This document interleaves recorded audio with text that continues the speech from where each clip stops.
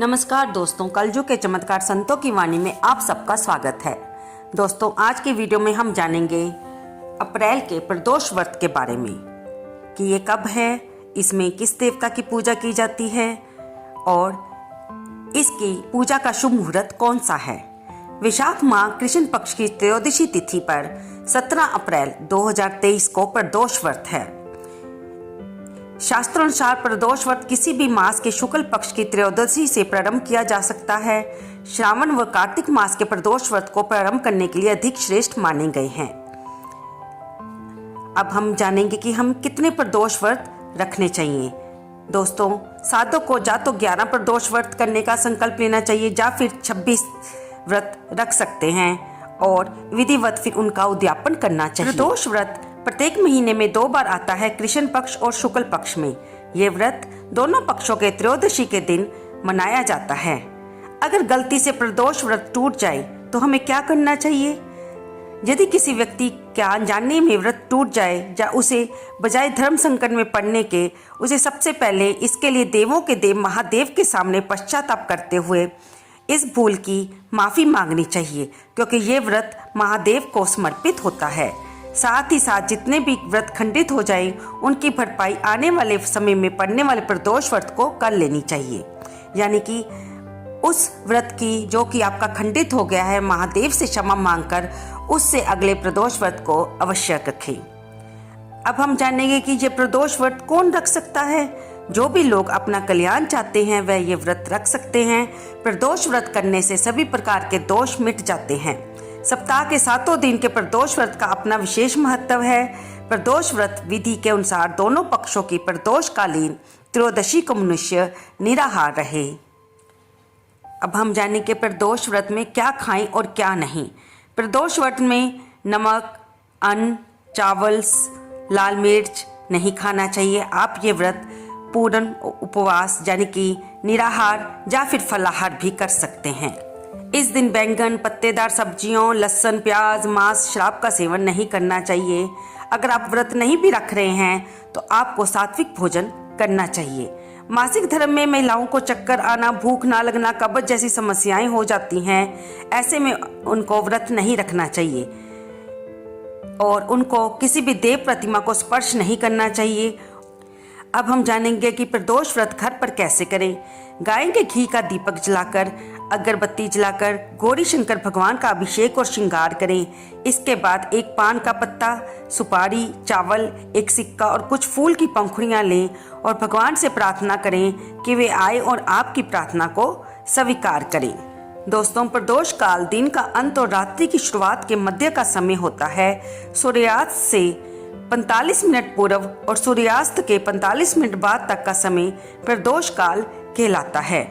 इस दिन सुबह स्नान करने के बाद स्वच्छ वस्त्र डालें और घर के मंदिर में या फिर घर के पास वाले मंदिर में जाकर गौरी शंकर भगवान की पूजा करें। उन्हें जल अर्पित करें, दूध चढ़ाएं, दीप दान करें और उन्हें फल, नैवेद्य आदि अर्पित करके, फूल माला अर्पित करके ओम नमः शिवाय का ज़्यादा से ज़्यादा जाप करें। और भगवान से अगर आपने किसी मनोकामना को पूर्ण करने के लिए ये व्रत रखा है तो उस मनोकामना को पूर्ण करने के लिए भगवान भोलेनाथ से प्रार्थना कीजिए। फिर आपने जैसा ये व्रत रखना है वैसा संकल्प लें कि आप इसे निराहार रखेंगे या फलाहार रखेंगे। उसके बाद भगवान की कथा सुनकर फिर उनकी आरती करें और शाम को भी पूजा मुहूर्त के समय आपको जो समय बताया गया है उस समय के बीच में भी भगवान गौरी शंकर की पूजा करके उनसे प्रार्थना करें और फिर आरती करें। और व्रत में आपसे अगर कोई भूल चूक हो गई हो तो उनसे क्षमा याचना की प्रार्थना भी कीजिए। दोस्तों, सोम प्रदोष व्रत का सभी प्रदोष व्रत में अधिक महत्व बताया गया है, क्योंकि भगवान भोलेनाथ को सोमवार का दिन भी समर्पित होता है। तो जिस दिन प्रदोष व्रत पड़ जाए तो इस दिन के क्या कहने। धार्मिक मान्यताओं के अनुसार प्रत्येक माह की त्रयोदशी तिथि में सायंकाल को प्रदोष काल में भगवान गौरी शंकर का पूजन किया जाता है। मान्यता है कि प्रदोष के समय महादेव कैलाश पर्वत के रजत भवन में इस समय नृत्य करते हैं और देवता उनके गुणों का स्तवन करते हैं। ऐसे में जो भी जातक ये व्रत करते हैं, भोलेनाथ की कृपा से उनकी सभी मनोकामनाएं पूर्ण होती हैं। मान्यता है कि सोमवार के दिन प्रदोष व्रत को करके जो भगत प्रदोष काल के समय भगवान शिव की पूजा करते हैं, उनके सभी पाप भगवान शिव नष्ट कर देते हैं और शिव भक्ति को प्राप्त भगत उत्तम स्थान और सुख पाता है, जैसा कि सोम प्रदोष व्रत कथा में बताया गया है। अब हम आगे सुनेंगे सोम प्रदोष व्रत रखने पर हमें कौन सी कथा सुननी चाहिए। आइए सुनते हैं। इस कथा के अनुसार एक नगर में एक ब्राह्मणी रहती थी। उसके पति का स्वर्गवास हो गया था। उसका अब कोई आश्रयदाता नहीं था, इसलिए प्रातः होते ही वह अपने पुत्र के साथ भीख मांगने निकल पड़ती थी। भिक्षाटन से ही वह स्वयं और अपने पुत्र का पेट पालती थी। एक दिन ब्राह्मणी घर लौट रही थी तो उसे एक लड़का घायल अवस्था में कराहता हुआ मिला। ब्राह्मणी दयावश उसे अपने घर ले आई। वह लड़का विदर्भ का राजकुमार था। शत्रु सैनिकों ने उसके राज्य पर आक्रमण करके उसके पिता को बंदी बना लिया था और राज्य पर नियंत्रण कर लिया था, इसलिए इधर उधर वह भटक रहा था। राजकुमार ब्राह्मण पुत्र के साथ ब्राह्मणी के घर में रहने लगा। तभी एक दिन अंशुमती नाम की एक गंधर्व कन्या ने राजकुमार को देखा तो वह उस पर मोहित हो गई। अगले दिन अंशुमती अपने माता पिता को राजकुमार से मिलाने लाई। उन्हें भी राजकुमार भाग गया। कुछ दिनों बाद अंशुमती के माता पिता को शंकर भगवान ने स्वप्न में आदेश दिया कि वह राजकुमार और अंशुमती का विवाह कर दिया जाए। उन्होंने वैसा ही किया। ब्राह्मणी प्रदोष व्रत करती थी। उसके व्रत के प्रभाव और गंधर्व राज की सेना की सहायता से राजकुमार ने विदर्भ से शत्रुओं को खदेड़ दिया और पिता के राज्य को पुनः प्राप्त कर आनंद पूर्वक रहने लगा। राजकुमार ने ब्राह्मण पुत्र को अपना प्रधानमंत्री बनाया।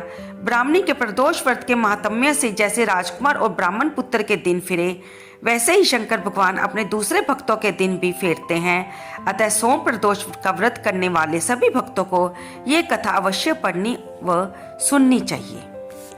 सोम प्रदोष का व्रत करने से भगवान भोलेनाथ भक्तों पर बड़े प्रसन्न होते हैं। उन पर भोलेनाथ की असीम कृपा होती है। इतना ही नहीं, सोम प्रदोष व्रत से कुंडली में चंद्रमा की स्थिति भी मजबूत होती है। इस बारे में यह कहा जाता है कि जो भक्त सोम प्रदोष व्रत की कथा का पाठ करते हैं, उनको भोलेनाथ मनचाहा वरदान देते हैं। आइए अब हम जानेंगे सोम प्रदोष की तिथि, पूजा, मुहूर्त के बारे में। प्रदोष तिथि का प्रारंभ 17 अप्रैल दोपहर 3:46 से शुरू होकर समापन 18 अप्रैल दोपहर 1:27 पर होगा। इसका शुभ पूजा का मुहूर्त का समय 17 अप्रैल 5:45 से लेकर 7:20 तक रहेगा। सोम प्रदोष व्रत के दिन इंद्र और ब्रह्म योग बन रहा है, जो बहुत ही फलकारी योग है। साथ ही पूरे दिन पंचक काल का साया रहेगा, लेकिन भगवान शिव की पूजा में ये बाधक नहीं होता है। भगवान शिव सभी ग्रह, नक्षत्र और काल के स्वामी हैं, इसीलिए तो महादेव को महाकाल भी कहा जाता है। इस दिन आप जितना ज्यादा हो सके ओम नमः शिवाय का जाप करें। अब हम जानेंगे सोम प्रदोष व्रत की पूजा विधि के बारे में। सोम प्रदोष तिथि के दिन ब्रह्म मुहूर्त में उठकर स्नान आदि से निवृत्त होकर हाथ में थोड़े चावल लें। इसके बाद अपने व्रत का संकल्प लें कि आप जैसा भी व्रत रखना चाहते हैं, फलाहार या निराहार। इसके बाद पास के सुबह किसी शिव मंदिर में जाएं और शिवलिंग पर बेलपत्र, अक्षत, दीप, धूप, गंगाजल, जल, फूल, मिठाई आदि से विधि विधान के साथ पूजन करें। शिवलिंग की पूजा के बाद पूरे दिन उपवास रखें और दान करें। प्रदोष तिथि पर हमेशा अपने मन में ओम नमः शिवाय का जप करते रहें। साथ ही आप रुद्राक्ष की माला से महामृत्युंजय मंत्र का जाप भी कर सकते हैं। त्रयोदशी तिथि पर प्रदोष काल में यानी सूर्यास्त से 3 घड़ी पहले महादेव की पूजा की जाती है। सोम प्रदोष व्रत की पूजा विधि विधान के साथ पंच अमृत से शिवलिंग का अभिषेक करें और सभी पूजा की चीजें अर्पित करें।